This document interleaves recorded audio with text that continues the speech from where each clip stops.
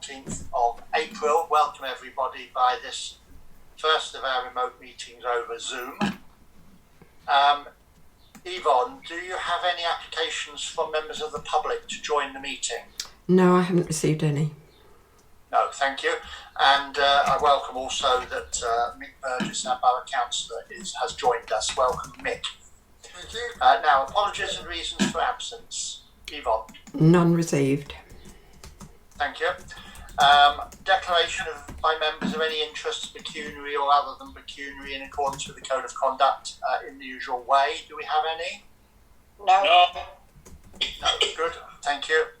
No applications then to be approved under the Localism Act. Reminding everybody that this meeting is hopefully being recorded for publication by Yvonne, who's got the apparatus at her end, and so we should hopefully pick up the sound in the usual way, and it can be put on the internet on YouTube afterwards. Now, the next item is to confirm the minutes of the meeting of the 10th of March, the last one we had in the village hall. Has anybody got any concerns with the minutes? George? No, I've got none. I've got none. Thank you. Sue? No, none. Paul? No, none. Alan? Content? No, I've got none. Colin? Happy with them. Good, thank you. Leslie? No, that's fine. Okay, and I had seen them in the draft earlier, so I was happy.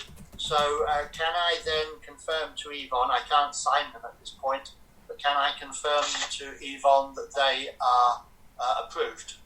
Agreed. Yes. But she'll minute that then. Thank you. The next point is just a formal administrative one, that we all confirm now that the meeting of 24th of March, which is the one that was set to go in the sports hall, did not take place for want of a quorum. In other words, we will be confirming here that there is no record missing of a meeting on 24th of March. Okay. Everybody happy with that?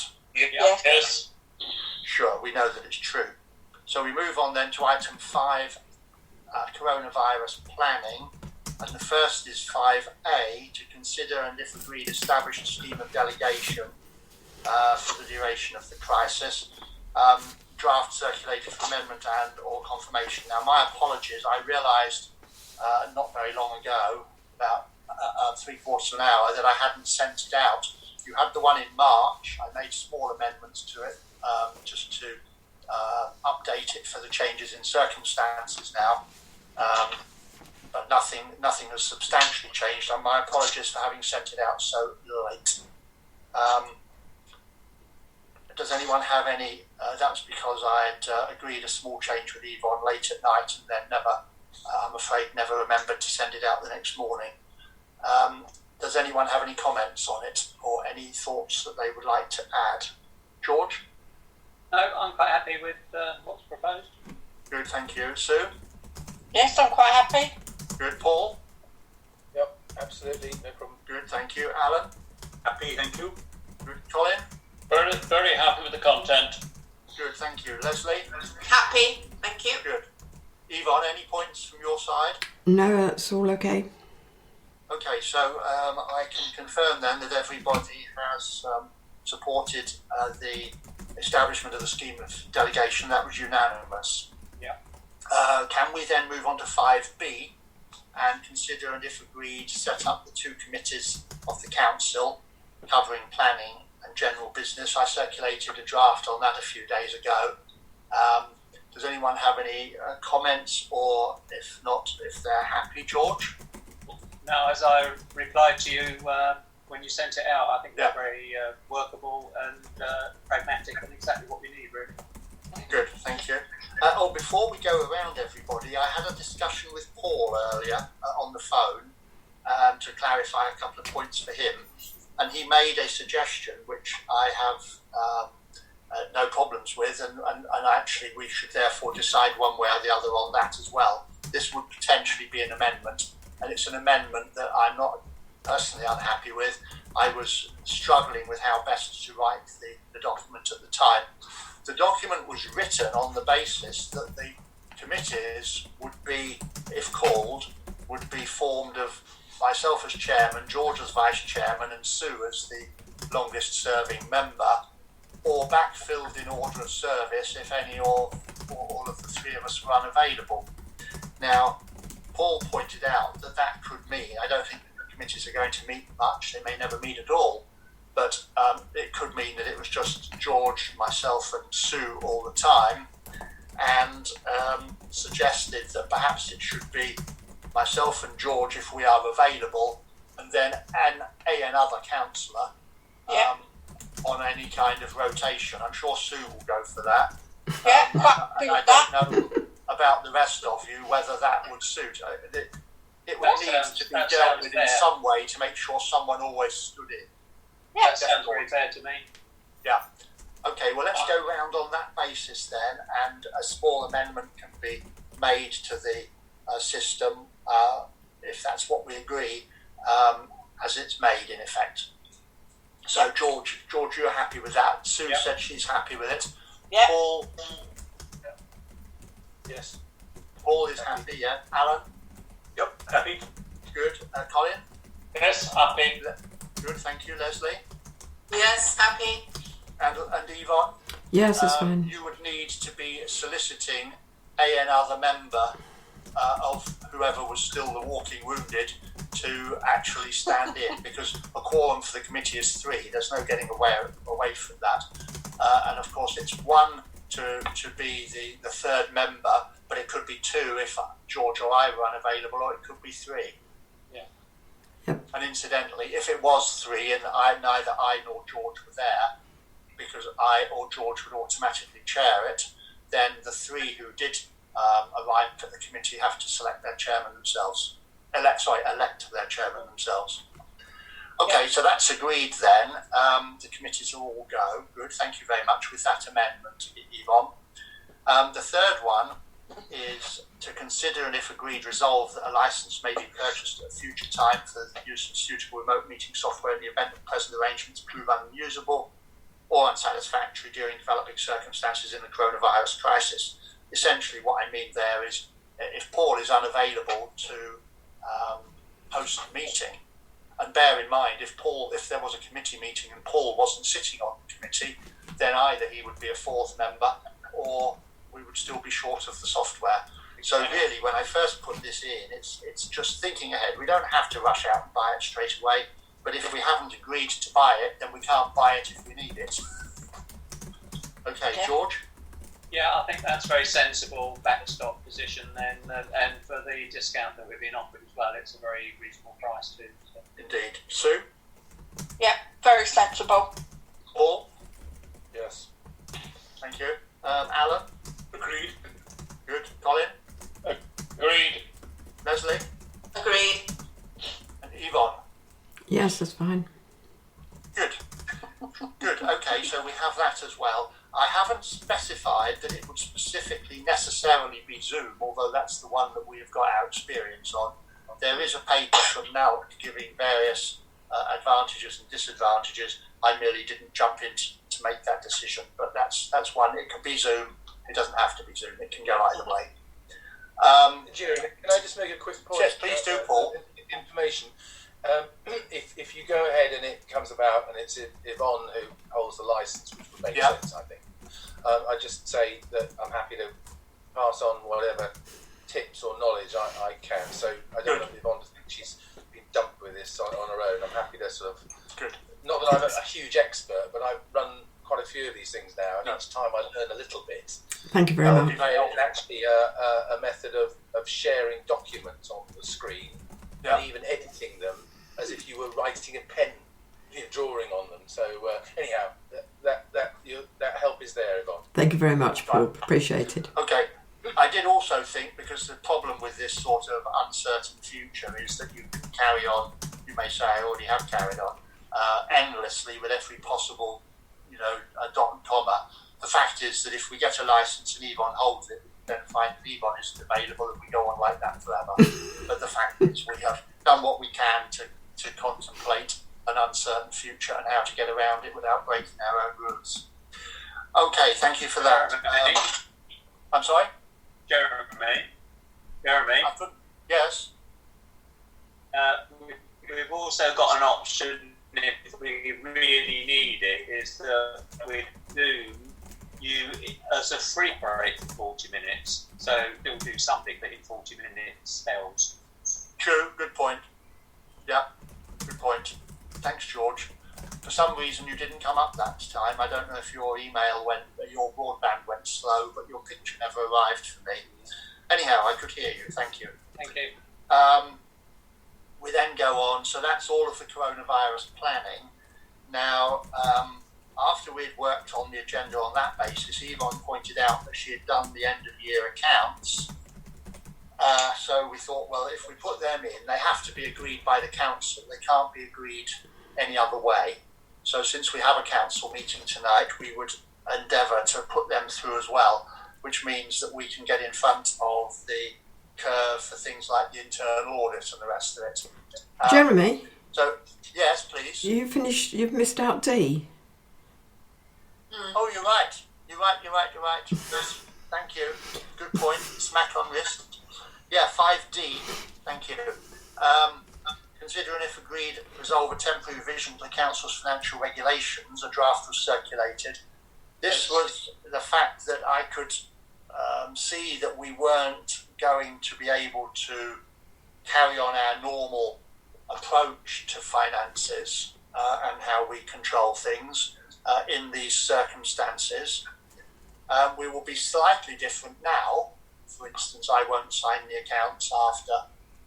If we agree them now, I'm not in a position sitting next to Yvonne to sign a copy of them. That'll have to be done at another time. But it's not too bad at the minute. The problem is that if Yvonne became subject to the lurgy and couldn't continue for a while as RFO, Responsible Financial Officer, then we have to have a fallback, otherwise we won't have access to our funds. And the first thing that struck me, and I mentioned it to her a week or two ago, was, we haven't done it yet, that we need to have a checkbook. She has a spare checkbook, a checkbook in the hands of someone else other than Yvonne, if she wasn't available. Now, the present system works, as I explained, on Yvonne making out checks and two councillors from the mandate of 4 signing them. The 4 are me, Sue, Colin and Paul and Colin. And 2 councillors have to sign the checks in any event. The difference would be that somebody else, probably one of the councillors, would have to write the cheque in accordance with the invoice or the payroll that was being paid, and then signed by 2 councillors. Ideally, we'd have 3 councillors involved, 1 writing it and 2 signing it, but if there were only 2 left that would fit, it would have to be 1 wrote and signed and the other one signed. We wouldn't be changing the bank mandate. That is all written into this revision. I haven't gone through revising individual paragraphs of the financial regulations, because if anyone's ever looked at them, they are pretty mind-blowing. But this is really just a sort of superimposition of a necessary amendment. In case of need, it will not apply as long as Yvonne remains fit and well, which we hope will happen. This is only in worst case. Yeah. Okay, can I go round again? George? Yeah, I'm quite happy with that. I mean, have we got any option within the council to have to do online banking? Yvonne, you can answer. I have a suggestion to make on that. It might seem a bit strange, but I have a Lloyd's bank account which I don't use very often, and I had to take a cheque in from my parents the other day for groceries. I discovered that I could actually photograph it and email it to my account. So if the parish council would like to sort of, advance me in a suitable sum, I'd be happy to pay any bills online. Just a suggestion. Yeah, I've got Barclays. You could do the same, but. Oh right. Well, then in that case, George, as Vice Chairman, I would happily defer. Right, I'm saying, for the village hall, for example, we've got 3 signatories, and 2 of them are registered so that we can do online banking. So one person logs on, sets up all the payments, and then the other person logs on with their card reader, etc., and certifies that they're correct payments, and then they go off. I was wondering if that's another option that you might consider. Okay. Yvonne can give us the latest, I think, on the Lloyd's arrangement. It used to always be held that because there was 2 signatures needed by councillors and online banking in the previous times, unless it was a very sophisticated setup like the bigger corporations used to have one logging on to do it, then it used to be not accepted. But I think, as you're saying, George, in some banks that's now changed. Well, it's Lloyd's. Yvonne, what can you add to that, Yvonne? It's difficult. We did look into it at one time, and it wasn't an easy thing to set up, and Lloyd's weren't particularly helpful at the time. Things have moved on since then, so it's something that we could look into, but I'm not sure that we're going to be able to sort it out now. No, that's what I meant was as a sort of a looking ahead. Oh yes, yeah. When it first came up, it was very difficult, and it got easier. Some banks are better at it than others, and Lloyd's weren't particularly good or helpful. But it is a lot more common now, so it's certainly worth looking into again, George. Okay. Apart from the fact that the epidemic has come up, pandemic, we were talking about opening an account at another bank simply to lodge some cash, and that can't be done at the moment. It's obviously impractical. But when we do get to that point, and the bank that Yvonne plans to use is a much more, it's George having Colin's tincture, and I can quite understand the need. The other bank is a much more modern bank than Lloyd's. It's set up with very new computerised processes and things. I know for a fact because I have an account there. And it may be that whilst we thought of, managing the Lloyd's account and leaving the other one just as a lump of money, there's no reason at all not to swap them over if the other one is easier to do, and then because they're neither of them local. I mean, there's no Lloyd's Bank in Rye anymore, so what the hell, And on that basis, we might find that George's point. You were talking about Barclays, weren't you, George? Well, I use Barclays, but for the village hall we use Lloyd's, and we do it. We bank online. You do that online as well. Yeah. Okay. Well, that's a possible. Or there's 2 choices then. But okay, Paul, you've mentioned the point about online banking. We're not going to get into that at this minute, I think. But at least if everybody is happy, I'll go around on the revisions to the financial regulations as I've drafted them as a superimposition. George, are you happy with that otherwise? I'm very happy, as I said earlier. Yes, thank you. Good, thank you. Sue? Yes, happy. Good. Paul? Yeah, I'm happy. Alan? Me too. Good. Colin, thank you. Yes, me too. Leslie? Happy. And Yvonne, I know Yvonne's looked through the draft earlier, and you said you were happy, Yvonne. Is that the case Yes. on the record? Yes, it Good, is. thank you. So we've approved them as well. This is doing very well. So now we get back to where I was trying to get before, having this one out, which is the end of year receipts and payments account. Now, Yvonne has got them together. They have to be approved by the full council, so it's a good opportunity to do them today, and then we've got them out if people are happy, and we've got them out of the way. The key document here, Yvonne will take you through them in a moment, but the key document here that you need is the receipts and payments account, because that's the primary one. And then there's the end of year budget statement, and there's the cash. So off you go, Yvonne. Yes, receipts and payments. I think it's fairly self-explanatory. Has anybody got any queries? Oh, happy. No. I did raise one point with Yvonne, which helpfully she answered for me. I pointed out that the caretaker scheme had spent a lot more in the last year than it got as income, 32,000 and a bit as income, and a lot more expenditure. The reason being, as she could confirm when she looked it up, that we had bought some equipment, a mower and what have you. And so, the thing is that this is essentially a cash account. We don't take account of depreciation and things like that So when you get a lump of capital, obviously it swings. That was clear. The other thing is that the speed indicator device we spent 7,164 on.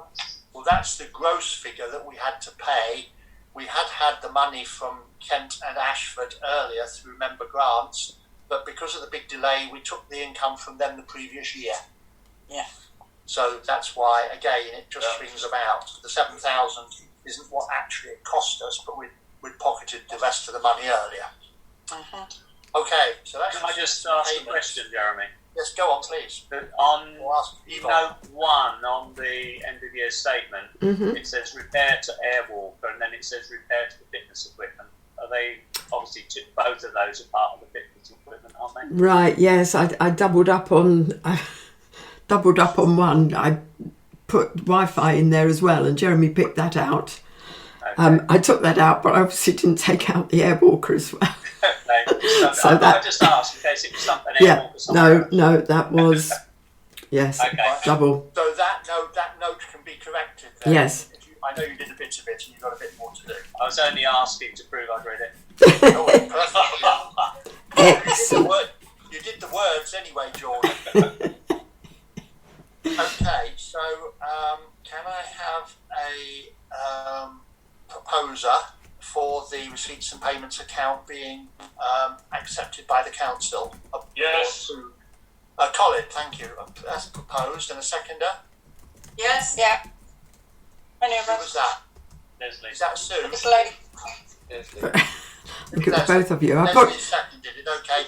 I Is put Leslie everybody down. else happy with it? George? Yes, very happy. Paul? Yes. Alan? Yes. Colin? Yes. And I'm happy, so that's unanimous, thank you. Then we've got the end of year budget, that's the formal one. Now the end of year budget statement obviously tells us where we were budget wise, and you can see that one for yourselves.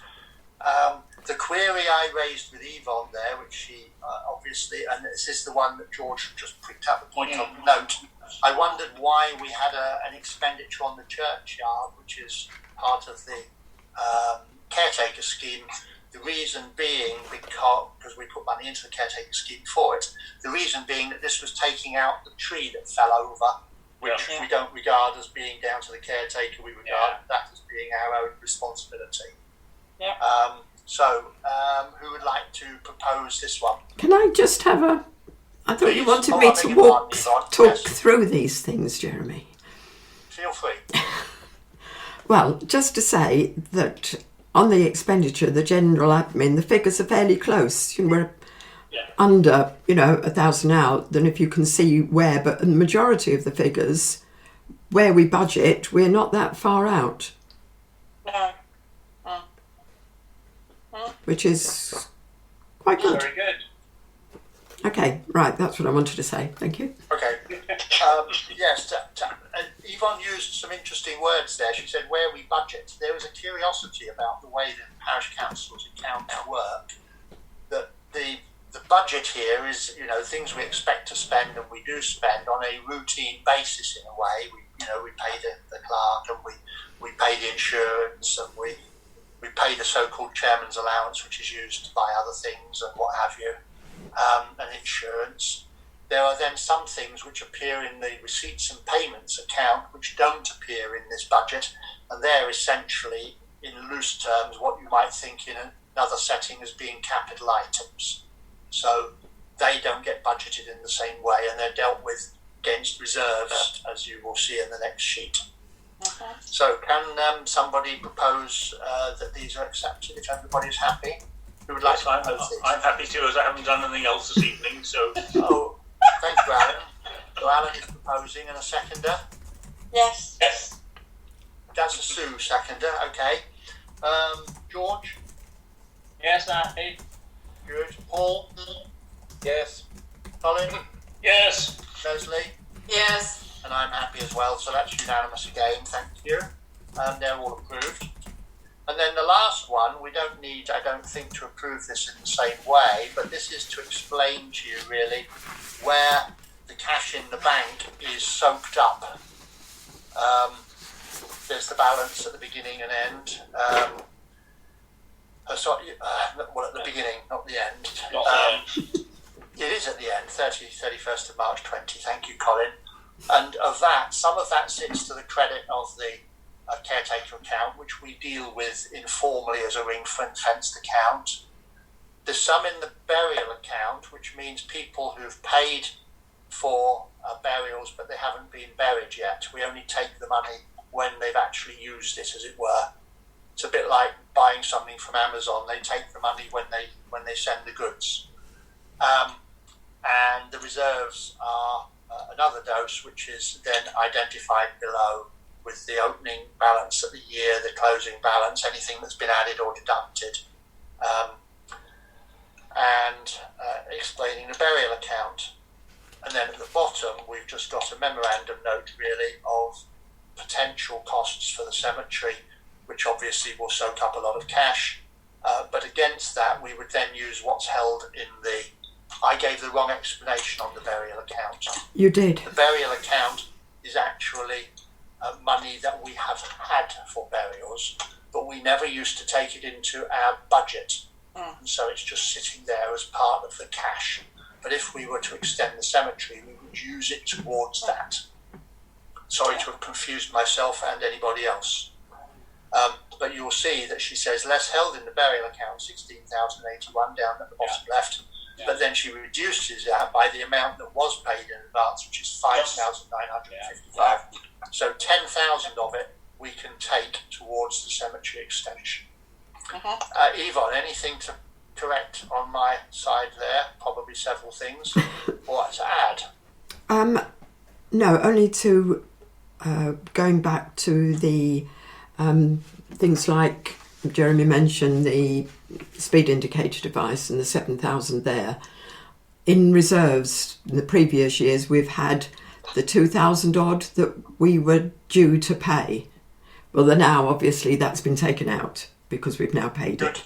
So that's where you can see the money we had in as grants plus the money we had in his reserves totals the amount that we paid out on the receipts and payments account.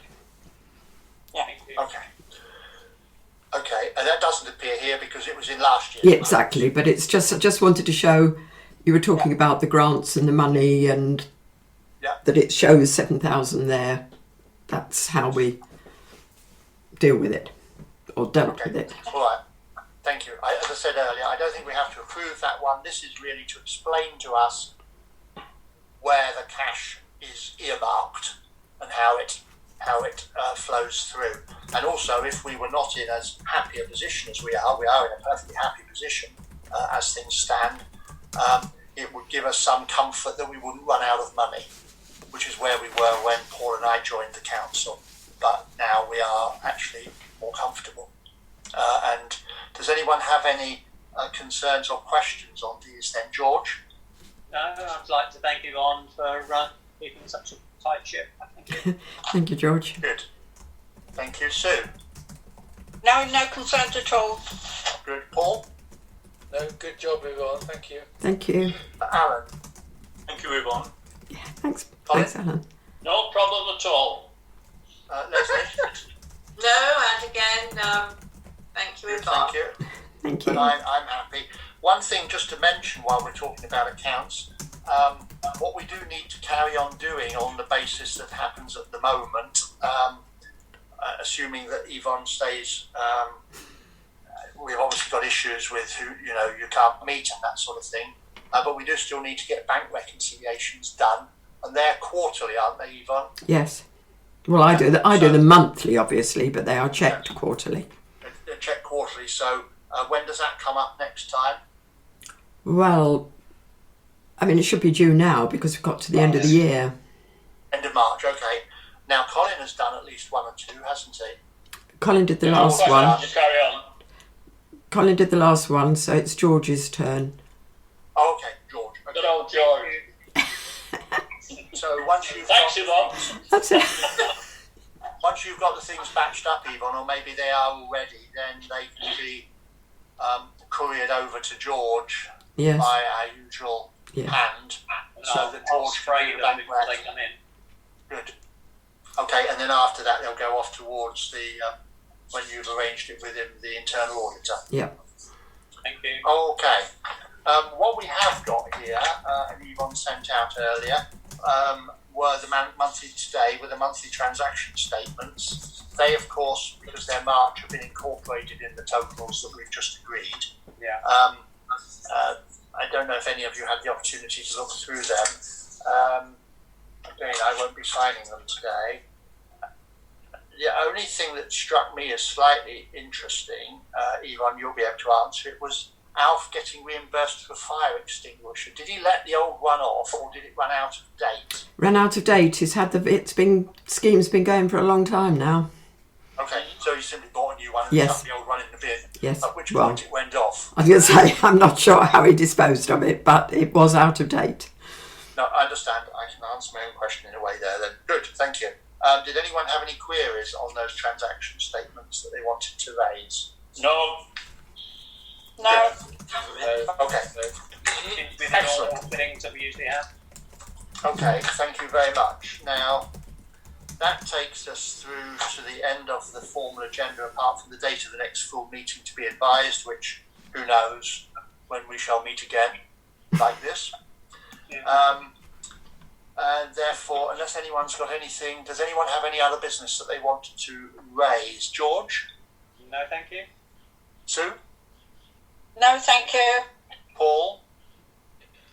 Well, as we've got our borough councillor here, I was going to say the same thing.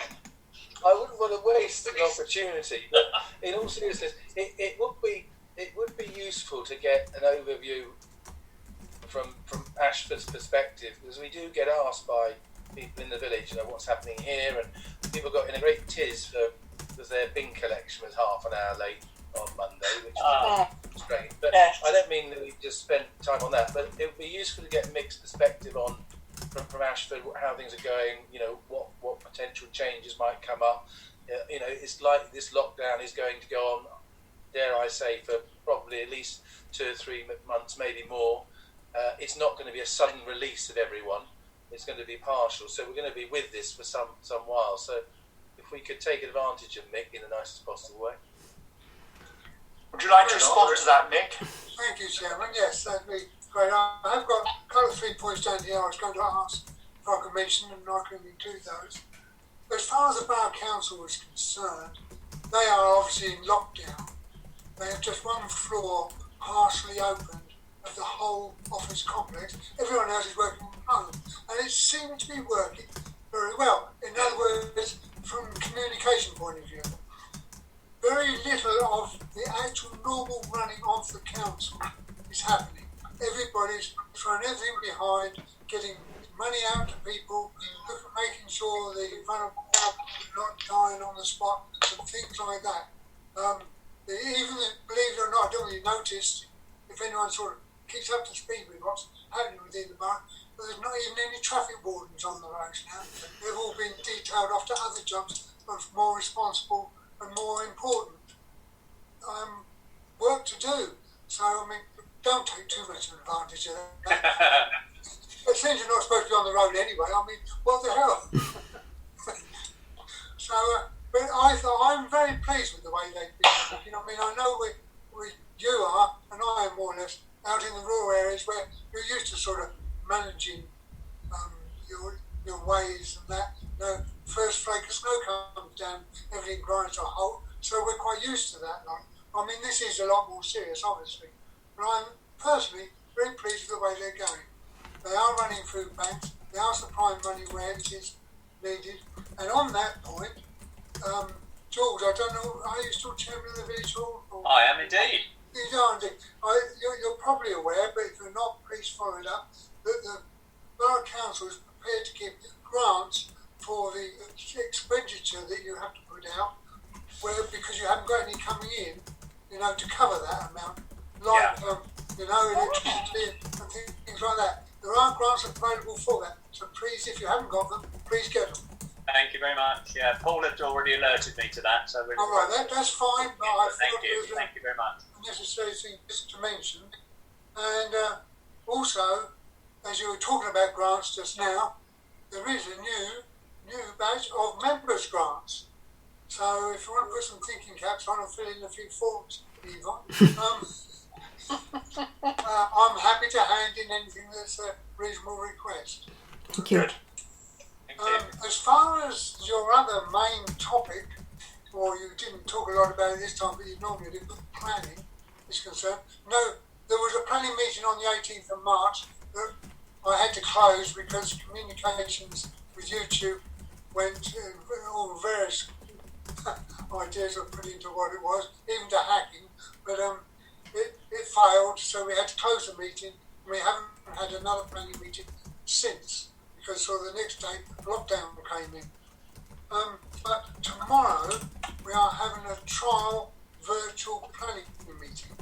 We're operating on a similar scale to this, but with a platform called Teams.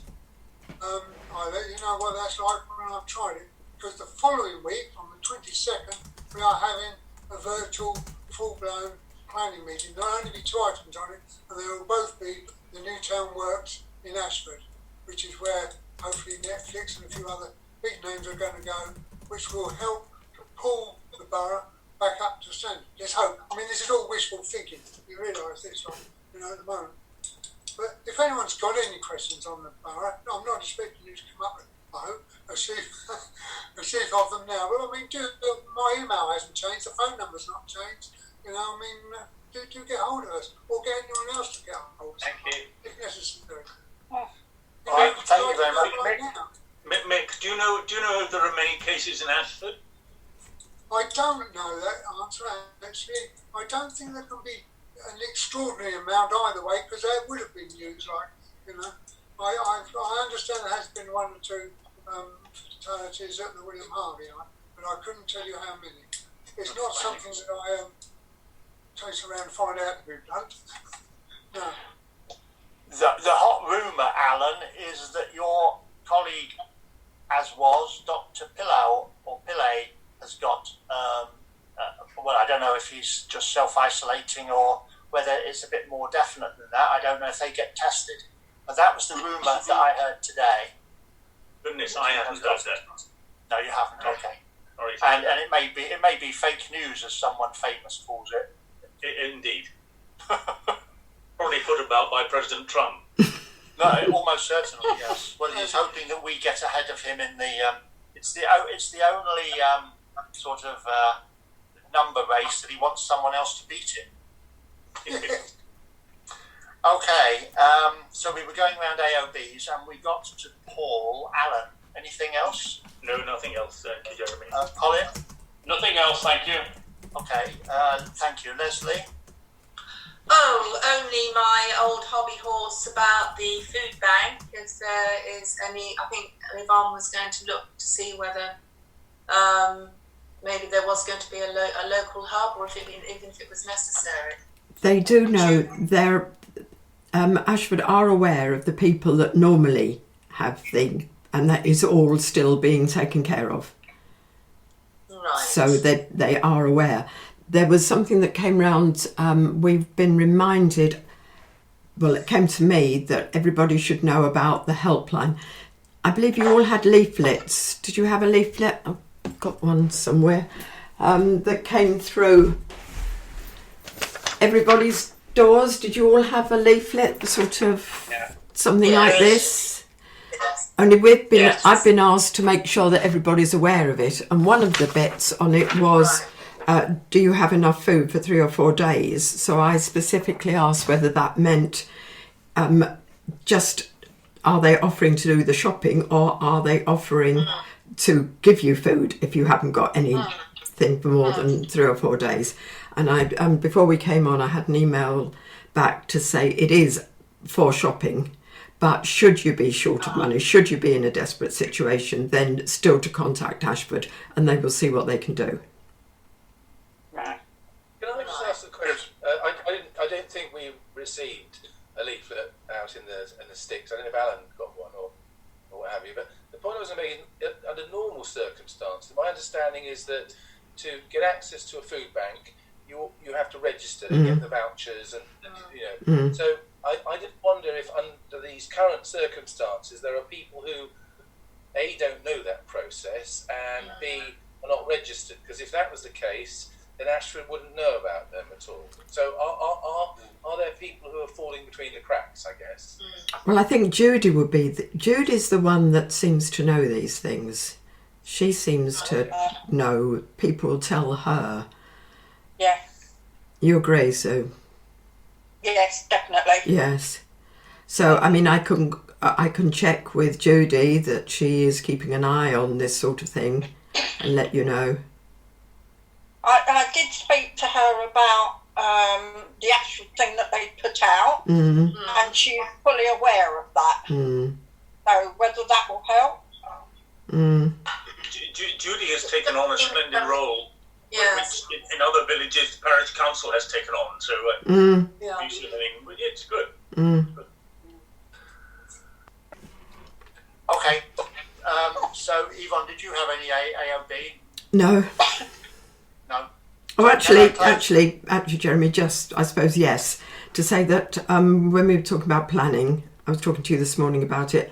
Now that we're not having it coming out in the Outlook or on the agenda or in minutes, the planning applications that we are considering and that I've had decisions on, I will put a list on the notice boards and on the website. And depending on how many, I can just put them on next door. If there's a long list, it would probably let them see the website. But but that's the thing that a lot of people like to know about. Yeah. So I thought that's what I would do. Good, thank you. What I've suggested to Yvonne, she can consider the detail and see if it actually works when she gets down to the small details. Is that at the moment, if you want to know about planning things, ignoring Outlook for a minute, where I put reports of them each month, but they're not happening at the moment. At the minute, they appear in our agenda when we consider them first, and then they appear in the minutes of the meeting as to what we thought, and then they appear in a later on agenda as to whether Ashford approved them or not. And if something's going on the notice boards, I suggested it would be a good opportunity to put them there as just a sort of running list where the new ones, for argument's sake, go on the top and the old ones drop off the bottom. And meanwhile, they're applied for. We've given our own views. They've either been approved or not by Ashford, and they can sit on there as they go down the rows for probably a few months. So it's always a standing record of the last certain number of planning applications, rather than having to go and sort of say, well, was it in the April agenda or was it in the March agenda or whatever, and which minutes and all the rest of it. It would just give an easy place to find everything. So Yvonne will have a look and see whether that makes sense and whether she can accommodate that page on the notice board. Okay, I don't have any other business, so can I close the meeting then? Does anybody else? Yeah, no one against it. Okay, so the meeting is closed in